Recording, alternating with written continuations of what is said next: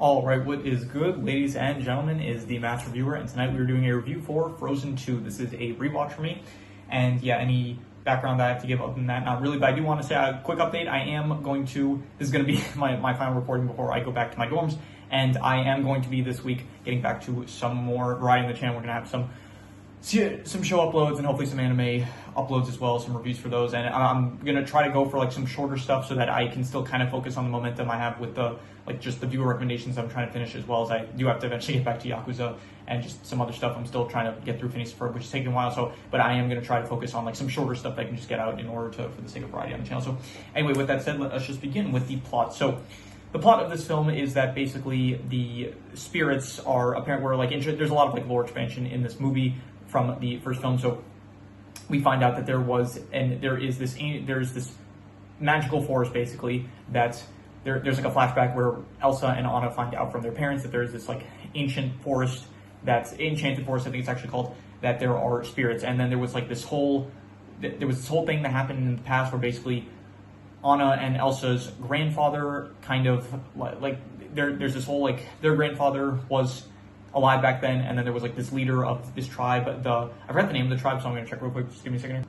Okay, it's been a while since I've done this, but I do got my computer pulled up here. I kind of started just not using my computer for the names because better for the recording, I'm looking more so at the screen. But for this specific movie, there are a decent amount of names that just are difficult for me to remember, and some locations as well. So yeah, anyway, so Elsa and Anna, they end up finding about this enchanted forest, and the spirits are going haywire and stuff, so they basically go to the forest in order to investigate it.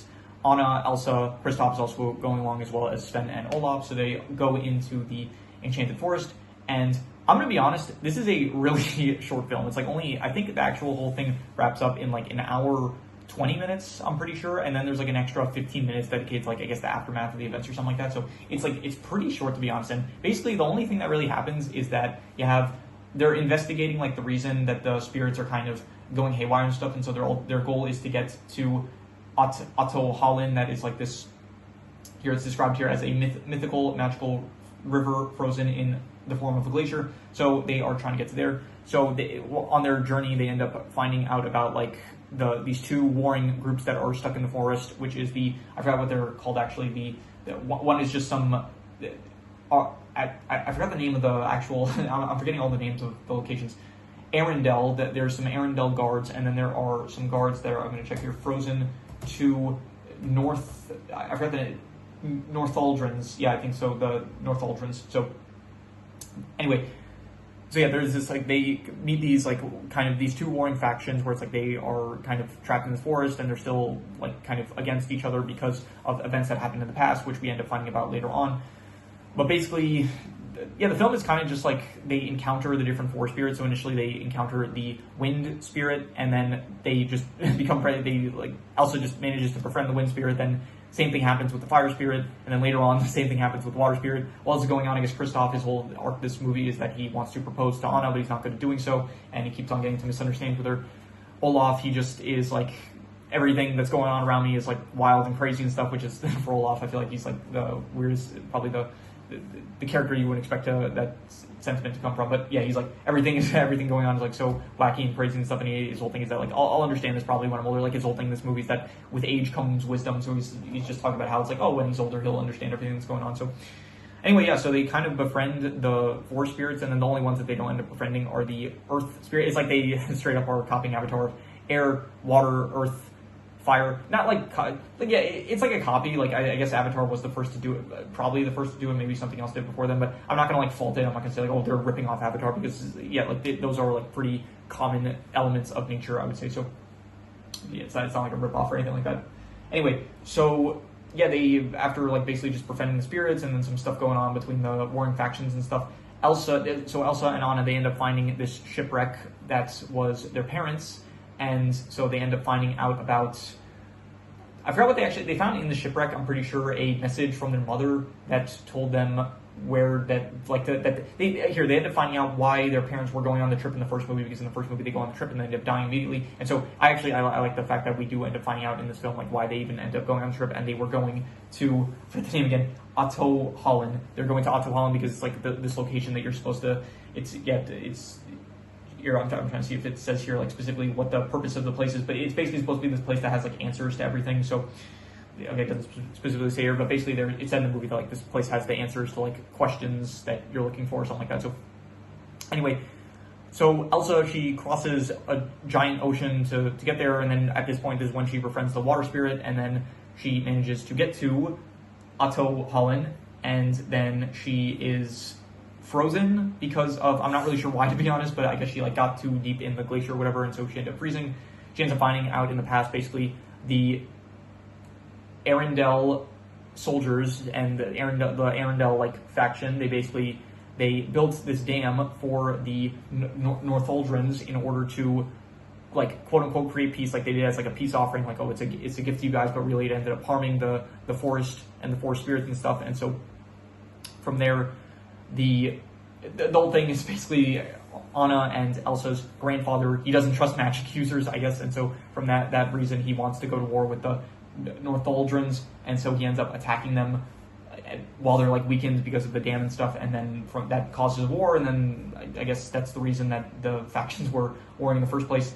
And yeah, so Elsa just ends up freezing, and so she sends like one final message to Anna while Anna's in a cave with Olaf. Like Anna wanted to go with Elsa, but then Elsa thought it was too dangerous, so she didn't let her go with her. So Anna and Olaf, they end up like getting pushed into a boat made of ice, and so they end up falling into a river and stuff. And so Kristoff, by the way, got separated at some point earlier in the film, and yeah, so they're in this cave. They get this message basically telling them about the past, and yeah, so at that point, because Elsa is frozen, all her magic is also kind of disappearing. So Olaf ends up kind of dying as well, and then from there, Anna, she's like really depressed and stuff, and so she sings a song basically saying how she can't give up or whatever, and so she gets out of the cave, and then from there she realizes that she has to destroy the dam. She goes to the Arendelle warriors led by, I'm trying to find the guy's name here, they are led by Lieutenant Matthias. Yeah, so he basically, here, Anna says basically, we have to destroy the dam. It's like Arendelle will never be at peace if we don't like right this wrong that was done in the past. So they end up agreeing, and so they destroy they like help Anna signal the rock elementals to throw boulders at them in order to destroy the dam, and then the dam gets destroyed. And from there, yeah, so the dam's destroyed. Elsa reawakens, I guess, like at this point, I guess because the dam broke, then the magic of the forest is like replenished or something like that. So Elsa is free once again, and so she, with the help of the water spirit, they stop the giant flood of water from destroying all of Arendelle. And I am wondering what happens to the water. Did it just like, because I don't know, I feel like based on principles, something about like Archimedes' law or something like that, I feel like the water should have anyway. Again, I'm not a physics expert, but I feel like if I'm not mistaken, shouldn't the water have just like they send the water back? Won't the water just like come back? Or I don't know, maybe the initial like the initial destroying of the dam caused like more of the water to shift it one way, but then it's like after they stop it, it like kind of levels out where it's fine, I guess. So I'm not sure again how the physics works, but it's not that important. So, and yeah, that's where the movie ends basically. Like I think Anna and Elsa reunite. Kristoff proposes to Anna finally, and yeah, Elsa's kind of like they're still in touch, but like now Elsa is in the forest helping the Northuldrins, and Anna is, I guess, running Arendelle, and so Kristoff like wears a fancy suit, I guess, and does anything else happen? No, that's pretty much it. So it's honestly, maybe my recap like made it sound longer, but it was a really short film, to be honest. It was only like an hour. Again, I think by an hour 20, I think we only actually get to the part where, like, I guess most of the film is like kind of a mystery. It's a mystery aspect of the characters trying to find out like what the reason is for the elements like going berserk and like what happened in the past that is causing what is the wrong that needs to be corrected, I guess. But it like by an hour 20, which like I guess most animated films are like they're shorter compared to like regular films, but even so, I think the first film was longer. Like if I'm not mistaken, how long was the first film? I think it was like an hour 30, and it felt like the film like went through all the way, like even at like an hour 20 or something like that, we were still in like the let me see here, Frozen 1 runtime. See, like this film felt like here. Let me see here, Frozen 1, hour 42. The first film was an hour 42. Jesus, wait, what? What is this? It says that Frozen 2 was an hour 43. That is okay. I think it's okay. So technically, yes, it is an hour 43, but like 10 minutes of that is credit, and then another 10 minutes is the actual aftermath of events. Whereas in the original Frozen, I think like by an hour 30, maybe things like wrapped up, as in like the actual like the climax wraps up, and then we spend like 5 minutes on when like the actual like the aftermath, I guess, of things, and then anyway. Point is, this film feels like a lot shorter. Let me see here. I'm gonna pause real quick just to do a bit of research on this for a second here. Okay, so I was right. So in Frozen 1, I would argue like that the film kind of like starts wrapping up at the point where Elsa learns to control her powers. That's like one of the big things of the movie, where Elsa doesn't know how to control her powers. So at that point, it's like once she controls her powers, she gets rid of the whole eternal winter. That's like when the things start wrapping up. So it said, okay, this might be wrong because it is like Google AI and stuff, but according to Google AI, it says that at around like an hour 35 minutes that happens, and it says that in the second film, Elsa stops the massive flood from the destroyed dam near the end of the film, approximately 87 to 89 minutes in. That would be an hour like 29 or 27 if we're being harsh, I guess, about it, but what will be generous, we'll say hour 29. So it's not that much shorter, I guess, but I know it's still just like watching it did feel a lot shorter than the first film. So anyway, yeah, overall I would say, okay, so what part are we in the review now? I think so. Yeah, the plot itself, I would say, is like, I'll give it like a 3 out of 5. Like it's like an alright plot, but again, it does feel like a lot shorter than the first one, and there's not really a conflict, to be honest. It's just like kind of trying to uncover the mystery, and then they do uncover the mystery, and there's no like real villain or anything like the last film had with Hans, and there was no like personal struggle of Elsa not being able to control her powers and isolating herself, which ends up like indirectly kind of hurting Anna. And this film, it's like the whole thing is that like they're trying to uncover the mysteries of the past and stuff, and besides that, like Elsa is still kind of pushing Anna away, I guess, which is fine, but it was better in the first film, I would say. And Elsa hurt the whole thing, like her whole thing in the last film was that she had to isolate herself. In this film, it was that she kind of feels like she doesn't belong, which is fine, I guess, but they don't really portray it the best, of like Elsa feeling like she doesn't fit in. So she just kind of feels like, oh, I want to meet someone like me or something like that. She like has a musical number about how it's like, oh, someone that's like similar to me or something, but it doesn't really show too many struggles like earlier on in the film that would make her want this to be the conclusion, I guess, of her wanting to meet someone like her. Like if they didn't do a good job of like setting it up, maybe. So, and at the end she doesn't even meet anyone. She just like, it's this disembodied voice. I think the voice is called Aurora, if I'm not mistaken. So this voice that she's just following for the film, it's like, it's a voice, it's not even like a person she ends up meeting. I guess she meets the spirit throughout the spirits throughout the film, and I think by the end of the film she does discover that she's apparently the fifth spirit, so I guess those are like the people that she met along the way that's like her. So anyway, yeah, I give the plot like 3 to 5. It's alright, but I think that the first one was better, I would say. In terms of the characters, I think that Anna is good. I think that Elsa is once again good. I think just the character arcs in the first film. I think maybe Anna specifically, I maybe like her a bit more in this film, because it does feel like like in the first film she was kind of a bit delusional at times, and it feels like maybe she's a bit more possibly mature, I guess, but she still has like her moments where she does act like a bit, I don't want to say crazy, but she does act like a bit more, I don't want to say unhinged either, but like there's a moment where it's, I don't know, when she's like freaking out about like Kristoff, she's getting like mixed signals from him about that still like shows her personality kind of similar to the first film, but I would say that she does feel, I like her as good, if not a bit better, maybe, compared to the other characters. Right? I just feel like Elsa in the first film, she had like a much better arc compared to this film, I would say. Where Anna, it's like, I like her arc pretty much.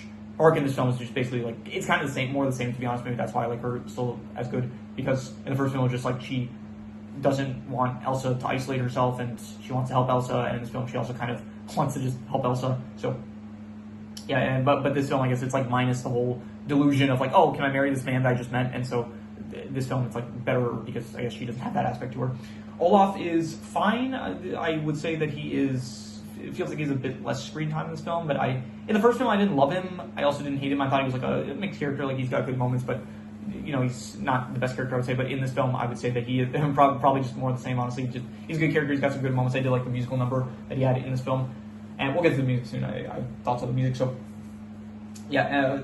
Besides that, Kristoff, he definitely feels less central to the actual plot of the film compared to the last film, but I would say that I enjoyed it. I think he had like one of the best musical numbers in the film, of the whole Lost in the Woods song. I thought that was great, and yeah, I think that Kristoff was good, even if it's like he wasn't as central to the plot this time.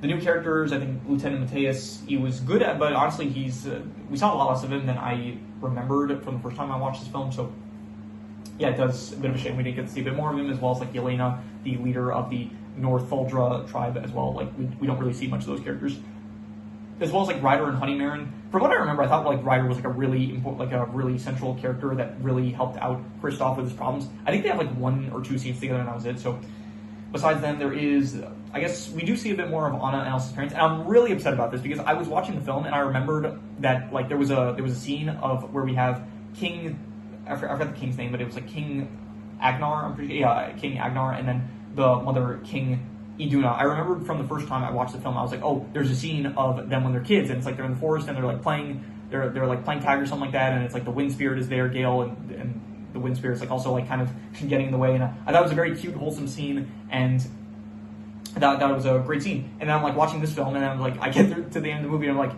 wait, what? The scene just doesn't show up, and I'm like, is it a post-credit scene or something like that? And I look it up on YouTube, and it's like, because I'm 100% certain that this scene exists, and it's not like just a delusion or like a Mandela effect on my part or something like that. And I was right, the scene does exist, but it's a deleted scene. So I'm thinking, this film was short enough as it is. Why are there like good scenes that they removed?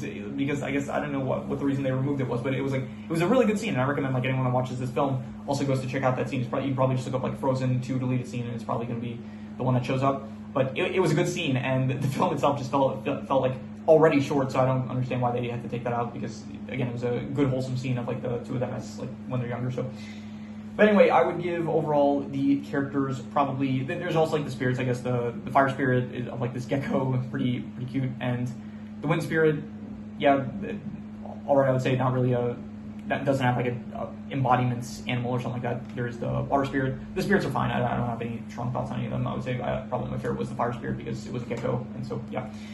I'm just gonna go for the characters. I would say we'll go 6.5. We'll say good characters, but yeah, probably maybe I liked them in the last film a bit better, like for certain aspects. I would say. In terms of the settings, so not really a lot of ice settings. Definitely like the last film had a lot of ice settings and the town of Arendelle and stuff. However, this movie, it has like a bit of Arendelle, not really as much as the last film, and most of it does just take place in the Enchanted Forest. And I would say that it doesn't look as good as the last film. Definitely, I did like all the snow areas much more. However, I do think that it doesn't look bad by any means. Like it's still a cool setting, but definitely a downgrade from the last film setting.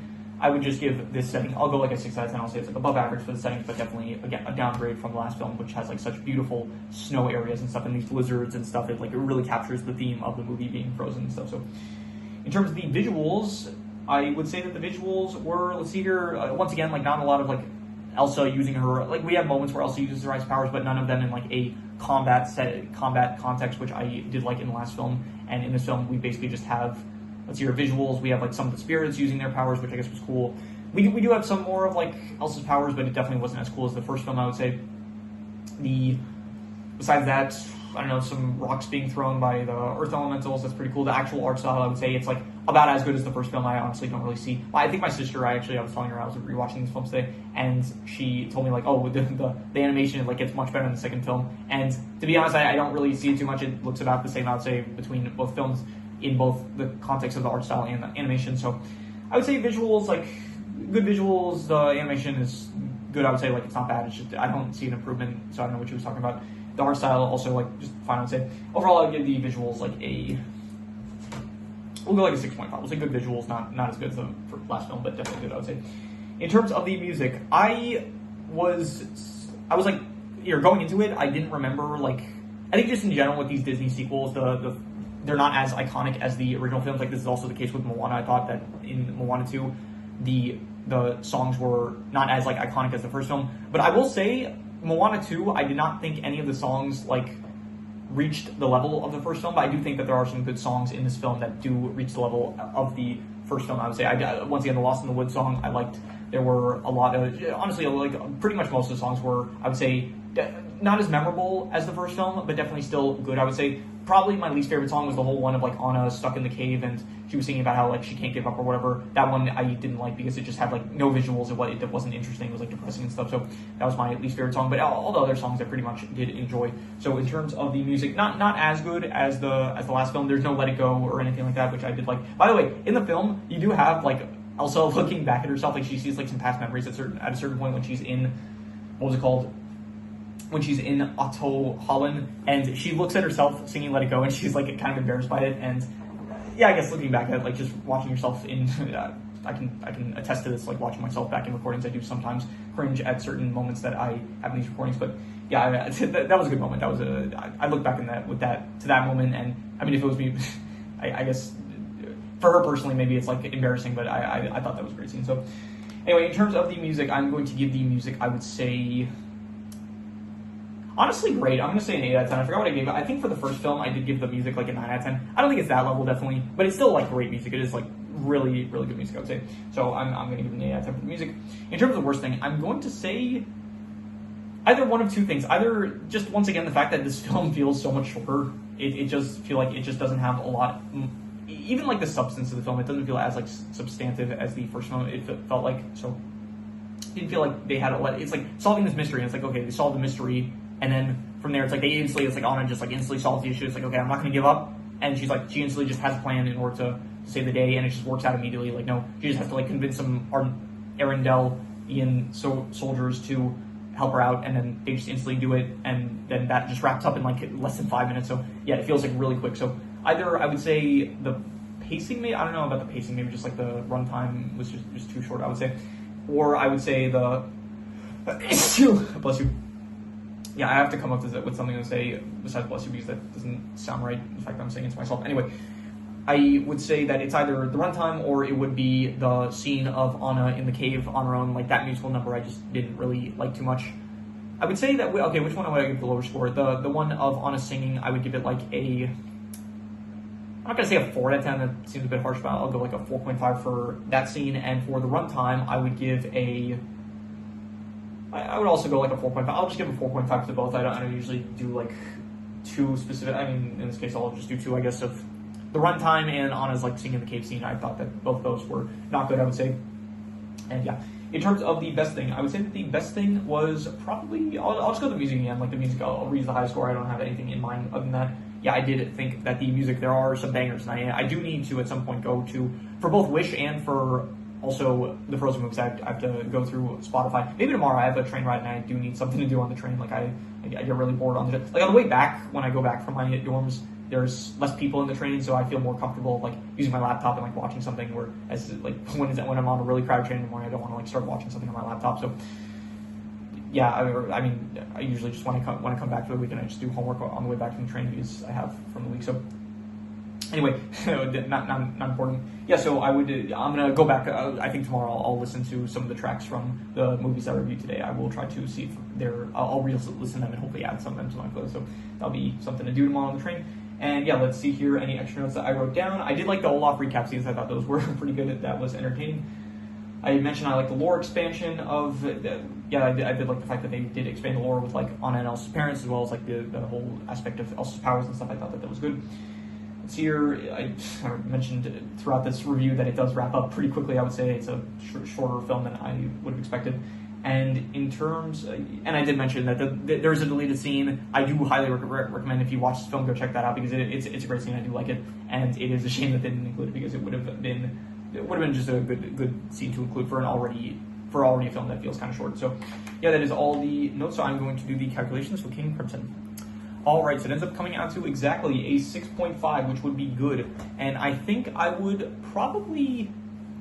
I think I'd give it that, honestly. I think I would say, yeah, it's a 6.5. Even if it's definitely a downgrade from the first film, which I think I ended up giving it like I think I gave it like an 8 to an 8.5. I thought it was between like great and amazing. This is definitely a downgrade. However, it is still a good film, I would say. I enjoyed it, and yeah, like it's got problems, but it definitely was still enjoyable. I would say a 6.5. Maybe that's a bit generous, but I'm going to be generous with it because I did enjoy it. So it definitely is. I don't really remember my opinions on it the first time I watched it. I think the first time I thought it was also like, all right, definitely not as good as the first film, and probably on rewatch it probably got a bit better, I would say. Yeah, I think maybe on rewatch, just I know the music that I'm going to hear a bit more. It's like a bit more familiar, and usually when I listen, like the first time I hear a song, it's the worst time, and then every time after, unless the song is like genuinely a bad song, but if it is a good song, like every time after, it's like I start appreciating the song more and more. So I think that helped with the rewatch on this film. Because it's like I've heard these songs before, so like me re-listening them, it's like, okay, it's not like a first time listen, and it is like a second time listen. So I do have like the songs get better on a second listen. So I think that just helped to improve the score of the film for me. So yeah, so I would give it a solid 6.5. I would say good film, and not as good as the first one though, but still a good film, I'd say. So yeah, that is pretty much all there is to it. So if you have any recommendations, any shows, movies, video game stories, anime, manga, web series, anything that you want me to review, leave it in the comments and I'll maybe possibly check it out with it said. That is pretty much all there is to it. So let's leave it at that.